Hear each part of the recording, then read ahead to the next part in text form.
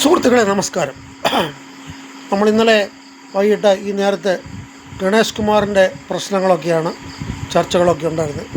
ഇത് എലി പോലെ വന്നത്, എന്താ പറയുക, മല പോലെ വന്ന് എലി പോലെ പോയി എന്ന് പറയുന്നത് പോലെ ഗണേഷ് കുമാറിൻ്റെ ഭാര്യയോട് ഗണേഷ് കുമാർ മാപ്പ് പറഞ്ഞു. പുള്ളിക്കാരൻ പൊട്ടിക്കരഞ്ഞു, ആൾക്കാരൊക്കെ ഇടപെട്ടു, മാപ്പ് പറഞ്ഞു. അതോടുകൂടി ഭാര്യ ക്ഷമിച്ചു, മന്ത്രിസഭ ക്ഷമിച്ചു. അതുകൊണ്ട് പുള്ളി തൽക്കാലം രക്ഷപ്പെട്ടു. ഇതാണിപ്പോൾ കേൾക്കുന്നത്. പക്ഷെങ്കിൽ ഞാൻ നമ്മുടെ മുൻ SP ആയിട്ടൊക്കെ ഇരുന്ന ഒരു ആളിൻ്റെ വീഡിയോ കാണാനിടയായി. ജോർജ് ജോസഫ് എന്നാണ് തോന്നുന്നു അദ്ദേഹത്തിൻ്റെ പേര്. അപ്പോൾ അദ്ദേഹത്തിൻ്റെ വീഡിയോ കാണാനിടയായി. അപ്പോൾ അദ്ദേഹം ഉന്നയിച്ച കുറച്ച് ചോദ്യങ്ങളുണ്ട്. ഈ ഗണേഷ് കുമാറിൻ്റെ വീട്ടിൽ നിന്ന് കടപ്പറയിൽ വെച്ച് അദ്ദേഹത്തിൻ്റെ ഭാര്യ കണ്ടതാരെയാണ് നമുക്കറിയത്തില്ല, രഹസ്യം.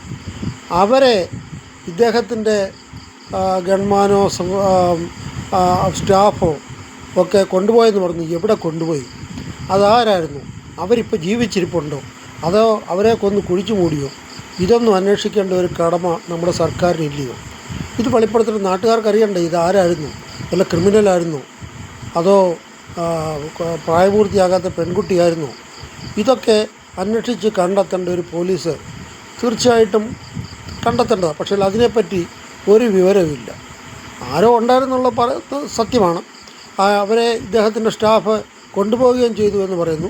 പക്ഷെങ്കിൽ ഇതാരായിരുന്നെന്ന് നാട്ടുകാരുടെ മുമ്പിൽ ഈ പോലീസ് വെളിപ്പെടുത്തേണ്ടതാണ്, തീർച്ചയായിട്ടും അറിയിക്കേണ്ടതാണ്. അല്ലാതെ ഇത് മൂടി വെക്കേണ്ട കാര്യമില്ല. ആ സ്ത്രീ ഉണ്ടോ, അതെങ്കിൽ പെൺകുട്ടിയായിരുന്നോ, പ്രായപൂർത്തിയാകാത്ത പെൺകുട്ടിയായിരുന്നോ, ഇതെല്ലാം ഒന്ന് അന്വേഷിച്ച് കണ്ടുപിടിക്കേണ്ട ചുമതല പോലീസിനുണ്ട്. അവരെന്തുകൊണ്ട് ഇത് മൂടി വെക്കുന്നു എന്നറിയത്തില്ല. തീർച്ചയായിട്ടും ഇത് പൊതുജനങ്ങൾക്ക് അറിയേണ്ട കാര്യമാണ് എന്നൊരിക്കൽ കൂടി പറഞ്ഞുകൊണ്ട് ഉപസംഹരിക്കുന്നു. നന്ദി, നമസ്കാരം, ജയ് ഹിന്ദ്.